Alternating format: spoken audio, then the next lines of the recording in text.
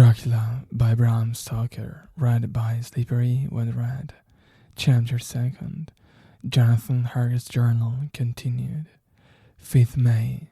I must have been asleep, for certainly if I had been full awake, I must have noticed the approach of such a remarkable place. In the gloom the courtyard looked of a considerable size, and as several dark ways led from it on the grid around the arches, it perhaps seemed bigger than it really is. I have not yet been able to see it by daylight. When the calash stopped, the driver jumped down and held out his hand to assist me to alight. Again I could not but notice his prodigious strength. His hand actually seemed like a steel vise that could have crushed mine if he had chosen. Then he took out my traps and placed them on the ground beside me as I stood close to a great door, old and studded with large iron nails, and set in a projecting doorway of massive stone. I could see even in the dim light that the stone was massively carved, but that the carving had been much worn by time and weather. As I stood, the driver jumped again into his seat and shook the reins. The horses started forward, and trap and all disappeared down one of the dark openings. I stood in silence where I was, for I did not know what to do. Of Bear Knocker there was no sign. Through these surrounding walls and dark window openings it was unlikely that my voice could penetrate. The time I waited seemed endless, and I felt doubts and fears crowding upon me. What sort of place had I come to, and among what kind of people? What sort of grim adventure was it on which I had embarked? Was this a customary incident in the life of a solicitor's clerk, sent on to explain the purchase of a London estate to a foreigner? Solicitor's clerk. Mina would not like that. Solicitor, for just before leaving London, I got word that my examination was successful, and I'm now a full-blown solicitor. I began to rub my eyes and pinch myself to see if I were awake.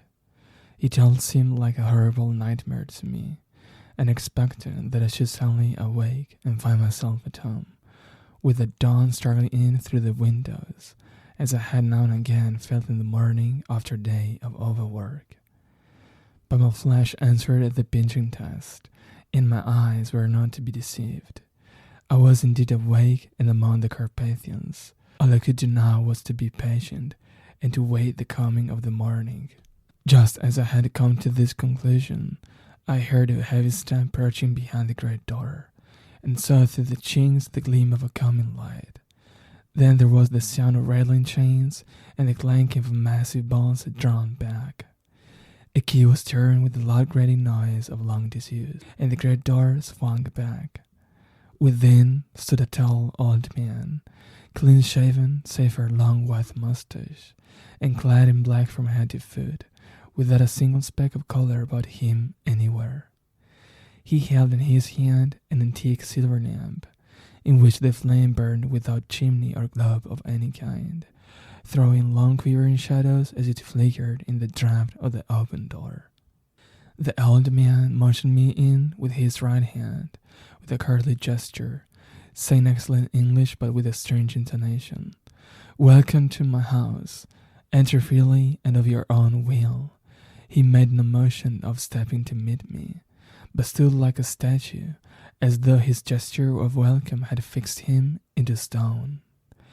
The instant, however, that I had stepped over the threshold, he moved impulsively forward, and holding out his hand, grasped mine with a strength which made me wince, and a fact which was not lessened by the fact that it seemed as cold as ice, more like the hand of a dead than a living man. Again he said, "Welcome to my house. Come freely, go safely, and leave something of the happiness you bring." The strength of the handshake was so much akin to that of which I had noticed in the driver, whose face I had not seen, that for a moment I doubted if it were not the same person to whom I was speaking. So to make sure, I said interrogatively, "Count Dracula?" He bowed in a courtly way as he replied, "I am Dracula, and I bid you welcome, Mr. Harker, to my house. Come in, The night air is chill, and you must need to eat and rest." As he was speaking, he put a lamp on the bracket in the wall and stepping out took my luggage. He had carried it in before I could forestall him. I protested, but he insisted. "Nay, sir, you are my guest. It is late, and my people are not available. Let me see to your comfort myself." He insisted on carrying my traps along the passage, and then up a great winding stair and along another great passage, on whose stone floor our steps rang heavily. At the end of this he threw open a heavy door, and I rejoiced to see within a well-lit room in which a table was spread for supper, and on whose mighty hearth a great fire of logs, freshly replenished, flamed and flared. The Count halted, putting down my bags, closed the door, and crossing the room opened another door, which led into a small octagonal room lit by a single lamp, and seemingly without a window of any sort. Passing through this, he opened another door and motioned me to enter. It was a welcome sight, for here was a great bedroom well lighted and warmed, with another log fire, also added to but lately, for the top logs were fresh, which sent a hollow roar up at the wide chimney. The Count himself left my luggage inside and withdrew, saying before he closed the door, "You'll need, after your journey, to refresh yourself by making your toilet. I trust you will find all you wish. When you're ready, come into the other room, where you'll find your supper prepared." The light and warmth of the Count's courteous welcome seemed to have dissipated all my doubts and fears. Having then reached my normal state, I discovered that I was half-famished with hunger, so making hasty toilet, I went into the other room. I found supper ready laid out. My host, who stood on the one side of the great fireplace, leaning against the stonework, made a graceful wave of his hand to the table and said, "I pray you, be seated and sup how you please. You will, I trust, excuse me that I do not join you, but I have dined already, and I do not sup." I handed to him the sealed letter which Mr. Hawkins had entrusted to me. He opened it and read it gravely. Then, with a charming smile, he handed it to me to read. One passage of it, at least, gave me a thrill of pleasure. Quote, "I must regret that an attack of gout, from which a malady I am a constant sufferer, forbids absolutely any travelling on my part for some time to come. But I am happy to say I can send a sufficient substitute, one in whom I have every possible confidence. He is a young man, full of energy and talent in his own way, and of a very faithful disposition. He is discreet and silent, and has grown into manhood in my service. He shall be ready to attend on you when you will during his stay, and shall take your instruction in all matters." End quote. The Count himself came forward and took off the cover of a dish, and I fell to at once an excellent roast chicken. This, with some cheese and a salad and a bottle of old Tokay, of which I had 2 glasses, was my supper. During the time I was eating it, the Count asked me many questions as to my journey, and I told him by degrees all I had experienced. By this time I had finished my supper, and by my host's desire had drawn up a chair by the fire and begun to smoke a cigar which he offered me, at the same time excusing himself that he did not smoke. I had now an opportunity of observing him, and found him of very marked physiognomy. His face was a very strong aquiline, with high bridge of the thin nose and peculiarly arched nostrils, with lofty domed forehead, and hair growing scantily around the temples, but profusely elsewhere. His eyebrows were very massive, almost meeting over the nose, and with bushy hair that seemed to curl in its own profusion. The mouth, so far as I could see it under the heavy mustache, was fixed and rather cruel-looking, with peculiarly sharp white teeth. These protruded over the lips, whose remarkable ruddiness showed astonishing vitality in a man of his years. For the rest, his ears were pale, and at the tops extremely pointed. The chin was broad and strong, and the cheeks firm though thin. The general effect was one of externally pallor. Hitherto had noticed the back of his hands as they lay on his knees in the firelight, and they had seemed rather white and fine. But seeing them now close to me, I could not but notice that they were rather coarse, broad, with squat fingers. Strange to say, there were hairs in the center of the palm.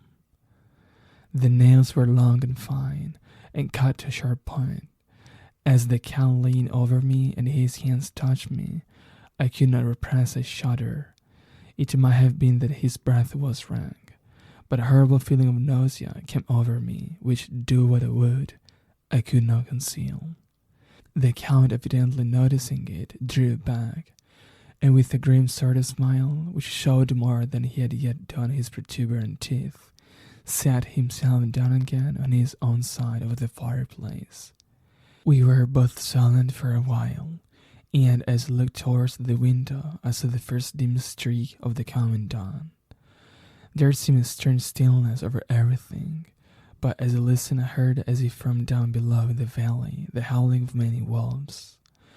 The Count's eyes gleamed, and he said, "Listen to them, the children of the night. What music they make! Sing, I suppose."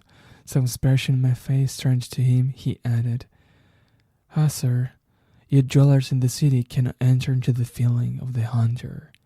Then he rose and said, "But you must be tired. Your bedroom is all ready, and tomorrow you shall sleep as late as you will. I have to be away till the afternoon, so sleep well and dream well." With a courteous bow, he opened for me himself the door to the octagonal room, and I entered my bedroom. I am all in a sea of wonders. I doubt, I fear, I think strange things, which I dare not confess to my own soul. God keep me, if only for the sake of those dear to me. 7th May. It is again early morning, but I have rested and enjoyed the last 24 hours. I slept till late in the day, and the work of my own accord. When I had dressed myself, I went into the room where we had supped, and found a cold breakfast laid out, with coffee kept hot by the pot being placed on the hearth. There was a card on the table, on which was written, "I have to be absent for a while, do not wait for me, D. I set to and enjoy a hearty meal. When I had done, I looked for a bell, so that I might let the servants know I had finished, but I could not find one. There are certainly odd deficiencies in the house, considering the external evidences of wealth which surround me. The table service is of gold, and so beautifully wrought that it must be of immense value. The curtains and upholstery of the chairs and sofas and the hangings of my bed are of the costliest and most beautiful fabrics, and must have been of fabulous value when they were made, for they are centuries old, though in excellent order. I saw something like them in Hampton Court, but there they were worn and frayed and moth-eaten. But still in none of the rooms is there a mirror. There is not even telling glass on my table, and I had to get a little shaving glass from my bag before I could either shave or brush my hair. I have not yet seen a servant anywhere, or heard a sound near the castle except the howling of wolves. Some time after I had finished my meal, I do not know whether to call it breakfast or dinner, for it was between 5 and 6 o'clock when I had it. I looked about for something to read, for I did not like to go about the castle until I had asked the Count's permission. There was absolutely nothing in the room, book, newspaper, or even in writing materials, so I opened another door in the room and found a sort of library. The door opposite mine I tried, but found it locked. In the library I found, to my great delight, a vast number of English books, whole shelves full of them, and bound volumes of magazines and newspapers. A shelf in the center was littered with English magazines and newspapers, though none of them were very recent date. The books were of the most varied kind: history, geography, politics, political economy, botany, geology, law, or relating to inland English life and customs and manners. There were even such books of reference as the London Directory, the Red and Blue books, Whitaker's Almanac, the Army and the Navy lists, and it somehow gladdened my heart to see it, the Law list. Whilst I was looking at the books, the door opened, and the Count entered. He saluted me in a hearty way, and hoped that I had had a good night's rest. Then he went on, "I'm glad you found your way in here, for I'm sure there is much that will interest you. These companions," and he laid his hand on some of the books, "have been good friends to me, and for some years past, ever since I had the idea of going to London, have given me many, many hours of pleasure. Through them I have come to know your great England, and to know her is to love her. I long to go through the crowded streets of your mighty London, to be in the midst of the whirl and rush of humanity, to share its life, its change, its death, and all that makes it what it is. But, alas, as yet I only know your tongue through books. To you, my friend, I look that I know it to speak." "But, Count," I said, "you know and speak English thoroughly." He bowed gravely.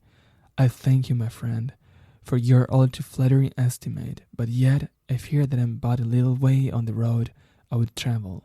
True, I know the grammar and the words, but yet I know not how to speak them." "Indeed," I said, "you speak excellently." "Not so," he answered. "Well, I know that. Did I move and speak in your London, none there are who would not know me for a stranger. That is not enough for me. Here I'm noble. I am boyar. The common people know me, and I am master. But a stranger in a strange land, he is no one. Men know him not, and to know not is care not for. I am content if I'm like the rest, so that no man stops if he see me, or pause in his speaking if he hear my words. Ha, a stranger. I have been so long master that I would be master still, or at least that none other should be master of me. You come to me not alone as agent of my friend Peter Hawkins of Exeter to tell me all about my new estate in London. You shall, I trust, rest here with me a while, so that by our talking I may learn the English intonation, and I would that you tell me when I make error, even of the smallest, in my speaking. I'm sorry that I had to be away so long today, but you will, I know, forgive one who has so many important affairs in hand." Of course I said all I could about being willing, and asked if I might come into that room when I chose. He answered, "Yes, certainly," and added, "You may go anywhere you wish in the castle, except where the doors are locked, where of course you will not wish to go. There is reason that all things are as they are, and did you see with my eyes and know with my knowledge, you would perhaps better understand." I said I was sure of this, and then he went on, "We are in Transylvania, and Transylvania is not England. Our ways are not your ways, and there shall be to you many strange things.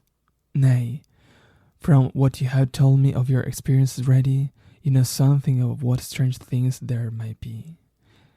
This led to much conversation, and as it was evident that he wanted to talk, if only for talking's sake, I asked him many questions regarding things that had already happened to me or come within my notice.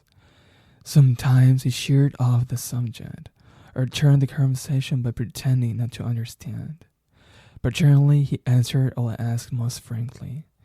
Then, as time went on, and I had got somewhat bolder, I asked him of some of the strange things of the preceding night, as, for instance, why the coachman went to the places where he had seen the blue flames. He then explained to me that it was commonly believed that on a certain night of the year, last night in fact, when all evil spirits are supposed to have unchecked sway, a blue flame is seen over any place where treasure has been concealed. That treasure has been hidden, he went on. In the region through which you came last night, there can be but little doubt, for it was the ground fought over the centuries by the Wallachian, the Saxon, and the Turk. Why, there is hardly a foot of soil in all this region that has not been enriched by the blood of man, Carpathians or invaders. In old days, there were stirring times, when the Austrian and the Hungarian came up in hordes, and the patrons went out to meet them, men and women, the aged and the children too, and waited their coming on the rocks above the passes, that they might sweep destruction on them with artificial avalanches. When the invader was triumphant, he found but little, for whatever there was had been sheltered in the friendly soil. But how, said I, can it have remained so long undiscovered, when there is a sure index to it if man will but take the trouble to look? The Count smiled, and as his lips ran back over his gums, the long, sharp, canine teeth showed out strangely. He answered, "Because your peasant is at heart a coward and a fool. Those flames only appear on one night, and on that night no man of this land will, if he can help it, stir without his doors. And dear sir, even if he did, he would not know what to do.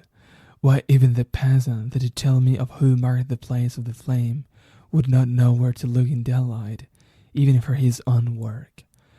Even you would not, I dare be sworn, be able to find these places again." "There you are right," I said.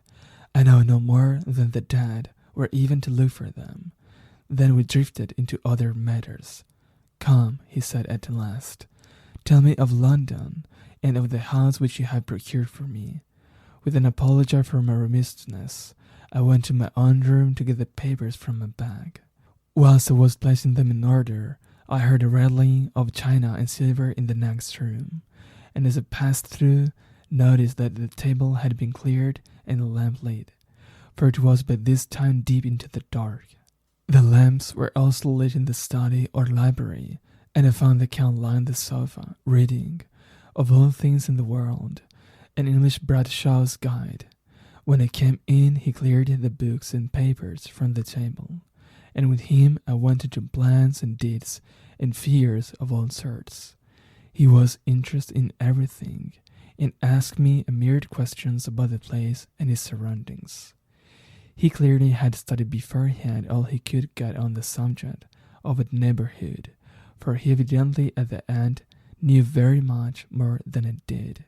When I remarked this, he answered, "Well, but my friend, is it not needful that I should? When I go there, I shall be all alone, and my friend Harker Jonathan, nay, pardon me, I fall into my country's habit of putting your patronymic first. My friend Jonathan Harker would not be by my side to correct and aid me. He will be in Exeter, miles away, probably working at papers of the law with my other friend, Peter Hawkins, so he went thoroughly into the business of the purchase of the estate at Parfleet. When I had told him the facts, and got his signature to the necessary papers, and had written a letter with them ready to post to Mr. Hawkins, he began to ask me how I had come across so suitable a place. I read to him the notes which I had made at the time, and which inscribed here, at Parfleet, on a by road, I came across just such a place as seemed to be required, and where was displayed dilapidated notice that the place was for sale. It is surrounded by a high wall of ancient structure, built of heavy stones, and has not been repaired for a large number of years. The closed gates are of heavy old oak and iron, all eaten with rust. The estate is called Carpathians, no doubt a corruption of the old quarter phase, as the house is four-sided, agreeing with the cardinal points of the compass. It contains in all some 20 acres, quite surrounded by the solid stone wall above mentioned. There are many trees in it, which make it in places gloomy, and there is a deep, dark-looking pond or small lake, evidently fed by some springs, as the water is clear and flows away in a fair-sized stream. The house is very large and of old periods back, I should say, to medieval times, for one part is of stone immensely thick, with only a few windows high up and heavily barred with iron. It looks like part of a keep and is close to an old chapel or church. I could not enter it, as I had not the key of the door leading to it from the house, but I have taken with my Kodak views of it from various points. The house has been added to, but in a very straggling way, and I can only guess at the amount of ground it covers, which must be very great. There are but few houses close at hand, one being a very large house only recently added to and formed into a private lunatic asylum. It is not, however, visible from the grounds. When I had finished, he said, "I am glad that it is all too big. I myself am of an old family, and to live in a new house would kill me. A house cannot be made habitable in a day, and after all, how few days go to make up a century. I rejoice also that there is a chapel of old times. We Transylvanian nobles love not to think that our bones may lie amongst the common dead. I seek no gaiety nor mirth, nor the bright voluptuousness of much sunshine and sparkling waters which please the young and gay. I am no longer young, and my heart, through weary years of mourning over the dead, is not attuned to mirth. Moreover, the walls of my castle are broken, the shadows are many, and the wind breathes cold through the broken battlements and casements. I love the shade and the shadows, and would be alone with my thoughts when I may." Somehow his words and his look did not seem to accord, or else it was that his cast of face made his smile look malignant and saturnine. Presently, with an excuse, he left me, asking me to put all my papers together. He was some little time away, and I began to look at some of the books around me. One was an atlas, which I found open naturally at England, as if that map had been much used. On looking at it, I found in certain places little rings marked, and on examining these, I noticed that one was near London on the east side, manifestly where his new study was situated. The other two were Exeter and Whitby on the Yorkshire coast. It was the better part of an hour when the Count returned. "Aha," he said, "still at your books? Good, but it must not work always. Come, I am informed that the supper is ready." He took my arm, and he went to the next room, where I found an excellent supper ready on the table. The Count again excused himself, as he had dined out on his being away from home. But he sat, as on the previous night, and chatted whilst I ate. After supper I smoked, as on the last evening, and the Count stayed with me, chatting and asking questions on every conceivable subject, hour after hour. I felt that it was getting very late indeed, but I did not say anything, for I felt under obligation to meet my host's wishes in every way. I was not sleepy, as the long sleep yesterday had fortified me, but I could not help experiencing the chill which comes over one at the coming of the dawn, which is like, in its way, the turn of the tide. They say that people who are near death die generally at the change to the dawn or at the turn of the tide. Anyone who has, when tired, and tied as it were to his post, experienced this change in the atmosphere can well believe it. All at once we heard the crow of a cock coming out with preternatural shrillness through the clear morning air. Count Dracula, jumping to his feet, said, "Why, there is the morning again. How remiss I am to let you stay up so long. You must make your conversation regarding my dear new country of England less interesting, so that I might not forget how time flies by us." And, with a courtly bow, he quickly left me. I went to my own room and drew the curtains, but there was little to notice. My window opened into the courtyard. All I could see was the warm grey of quickening sky. So I pulled the curtains again and have written of this day. 8th May. I began to fear, as I wrote in this book, that I was getting too diffuse, but now I'm glad that I went to detail it from the first. For there is something so strange about this place, and all in that I cannot but feel uneasy. I wish I were safe out of it, or that I had never come. It may be that this strange night existence is still in me, but would that were all. If there were anyone to talk to, I could bear it, but there is no one.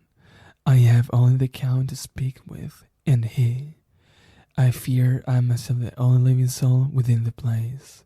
Let me be prosaic so far as facts can be. It will help me to bear up, and imagination must not run riot with me. If it does, I'm lost. Let me say at once how I stand, or seem to. I only slept a few hours when I went to bed, and feeling that I could not sleep any more, got up. I had hung my shaving glass by the window, and was just beginning to shave. Suddenly, I felt a hand on my shoulder, and heard the Count's voice saying to me, "Good morning." I started, for it amazed me that I had not seen him, since the reflection of the glass covered the whole room behind me.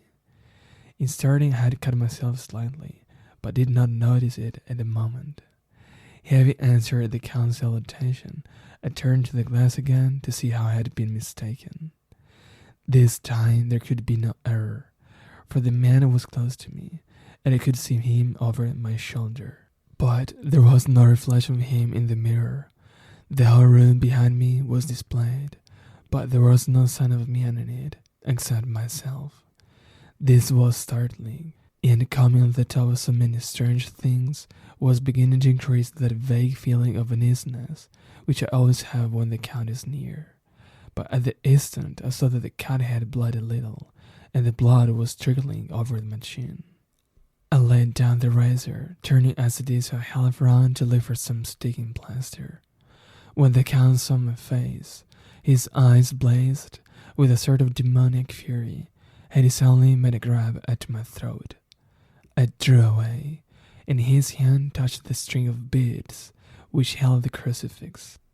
It made an instant change in him, for the fury passed so quickly that I could hardly believe that it was ever there. "Take care," he said. "Take care how you cut yourself. It is more dangerous than you think in this country." Then, seizing the shaving glass, he went on. "And this is the wretched thing that has done the mischief. It is a foul bubble of man's vanity. Away with it!" In opening the heavy window with one wrench of his terrible hand, he flung out the glass, which was shattered into 1,000 pieces on the stones of the courtyard far below. Then he withdrew without a word. It is very annoying, for I do not see how I am to shave, unless in my watch case or at the bottom of the shaving pot, which is fortunately of metal. When I went to the dining room, breakfast was prepared, but I could not find the Count anywhere, so I breakfasted alone. It is strange that as yet I have not seen the Count eat or drink. He must be a very peculiar man. After breakfast, I did a little exploring in the castle. I went on the stairs and found a room looking towards the south. The view was magnificent, and from where I stood, there was every opportunity of seeing it. The castle is on the very edge of a terrible precipice. A stone falling from the window would fall 1,000 feet without touching anything. As far as the eye can reach is a sea of green treetops, with occasionally a deep rift where there is a chasm. Here and there are silver threads where the rivers wind in deep gorge through the forests. But I'm not in heart to describe beauty, for when I had seen the view explored further, doors